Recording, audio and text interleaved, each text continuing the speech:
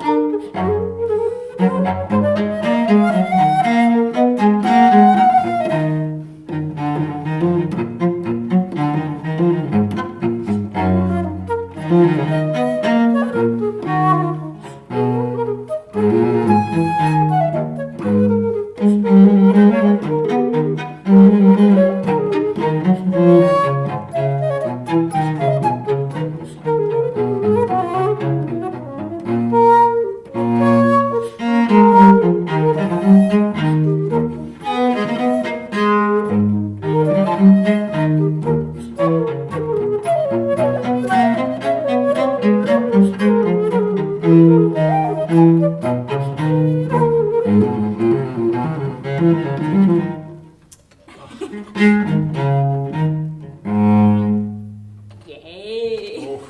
Wow, it's really intense. Yes, it is. Yeah, but I'm really glad that the experience is mostly positive, and it's amazing actually. Yes. Because I imagine that, for instance, there is somebody in Russia, it can be even dangerous for their life. Yes, yeah. When I first understood what was going on or who I was, then I was first reaction was I'm happy, this feels good, and then I started to build this fear of coming out and how it would be and how people would react, and because you read stories about people getting not accepted at all, and of course that would be very hard. But in the end, at least my experience was, it was for me so difficult to live as I did before. So for me, it felt more comfortable just to be who I am, and then just let everybody see how it goes, simply. Yeah, and how did you decide, and when did you decide to do this post on Facebook? Actually, it had a lot to do with this project we are doing. I was so afraid of like showing up to first rehearsal like in a dress or something, and then everybody asking and not understanding anything. So for me it was kind of important that everybody that I knew was coming to this project knew it, so that I could, because to show up here as my old or how I was before, as I would have been wrong for me. So again, this was just I had to do it for myself, and then it had to go as it. Cool dress. We read this sonata in A minor, and actually I haven't played that before. Yes, even though it's an iconic collection of 12 methodical sonatas by Telemann, when you have the first line, the melody written is unembellished. It's just a simple melody that we can actually hear, see everywhere, and it's just a really nice melody. But the second line can give us the idea of how it could have sounded with all these beautiful ornaments. And it's really interesting to think that all those sonatas and collections that we're usually playing, like they could have sounded just like it's written here in the Telemann's collection, with all these beautiful ornaments that I try to sight read. Yes, and the first movement is I think it's a Siciliana. It's a dance in 6/8, and I asked you to do a pizzicato. How did you feel with this articulation, and how did you feel with the text? I mean, you just played the basso continuo line, and maybe there should be some chords because there's there are numbers written. But I found at first I was like a little bit, that sounds interesting. But then I was kind of convinced at the end. How did you feel about the whole experience of playing solo?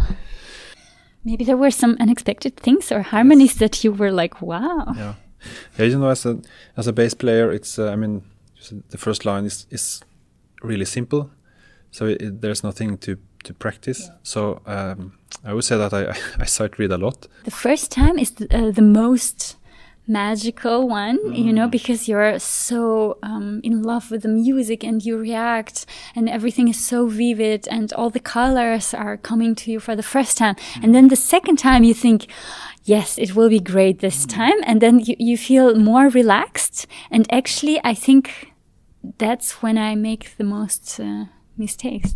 Yeah, I understand what you're saying. It's kind of both, especially in a slow movement. And then it's true that first time playing a piece can be like it feels spontaneous, and surprising, and then the second time it's harder.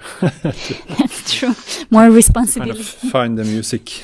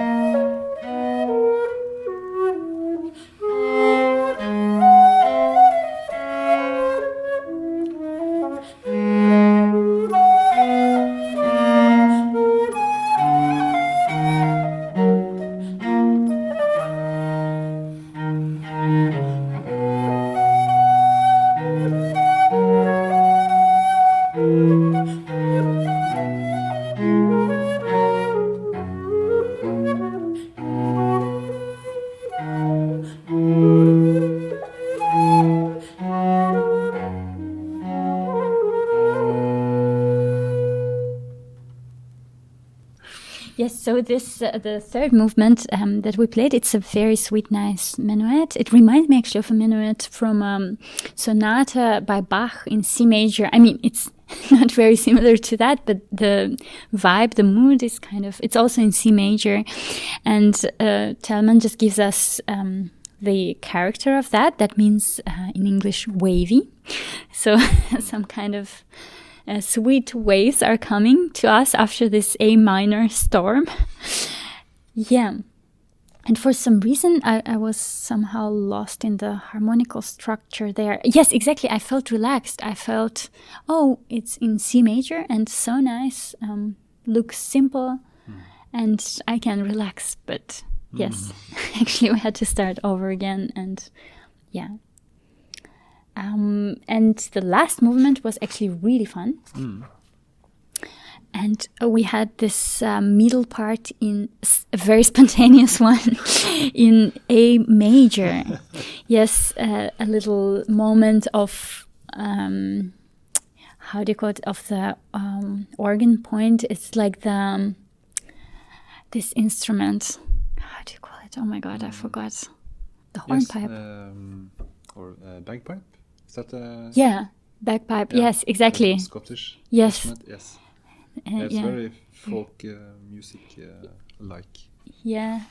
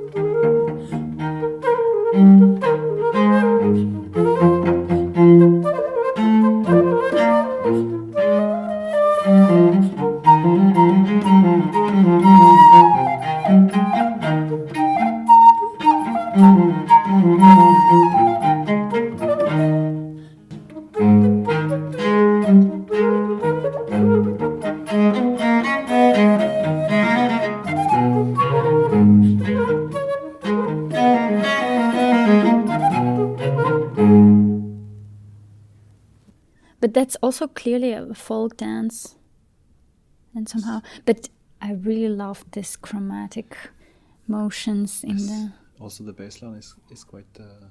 Bar 19 and 21, special. yeah. Yes. Yeah, and with chorus it would be even more intense with all these dissonances. Yeah. Anyways. And also you have this change between 16 notes and triplets. Yes, that's true. Sometimes it's difficult to adapt when it appears so spontaneously. Yeah. Anyways, it was a lot of fun. Yes. To play together after the long day of recordings that we had. So thank you very much for being here, for being my guest, and see you literally tomorrow for another recording. Thank you, Andrea. Thanks so much. Yeah. Thank you for inviting me. My pleasure. See you.